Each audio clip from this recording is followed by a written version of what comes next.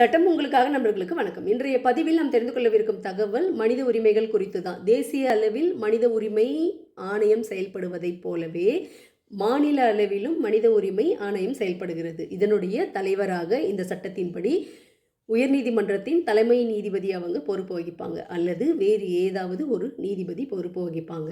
உங்களுக்கு மனித உரிமைகள் எங்கெல்லாம் மீறப்படுகிறது அப்படின்னு தோன்றுகிறதோ அந்த சமயத்தில் நீங்கள் இந்த ஆணையத்திடம் புகார் கொடுக்கலாம். சரிங்க, யாருக்காவது மனித உரிமை மீறப்படுகிறது அப்படின்னு தெரிஞ்ச உடனே அவங்க தமிழகத்தில் எந்த மூலையில் இருந்தாலும் தமிழகத்தின் தலைநகரான சென்னைக்கு வந்து தான் புகார் கொடுக்கணுமா? அப்படி என்றால் இது சாதாரண மக்களுக்கு பயனுள்ள சட்டமாக இருக்க வாய்ப்பில்லையே அப்படின்னு நீங்கள் நினைக்கலாம். பொதுவாகவே இந்த சட்டத்திலேயே சொல்லியிருக்காங்க, மனித உரிமைகள் குறித்த விழிப்புணர்வை மக்களிடையே கொண்டு சேர்க்க வேண்டும். அதற்கு தன்னார்வலர் தொண்டு நிறுவனத்தை சேர்ந்தவங்களோ இல்லை ஹியூமன் ரைட்ஸ் தொடர்பாக ஈடுபாடு உடையவங்களோ அவங்க யார் வேண்டுமானாலும் இந்த ஹியூமன் ரைட்ஸ் குறித்த தகவலை பொதுமக்களுக்கு கொண்டு சேர்க்க வேண்டியது கடமை அப்படிங்கிறத நம்ம எல்லோருமே நினைவில் வைத்துக்கொள்ள வேண்டும்.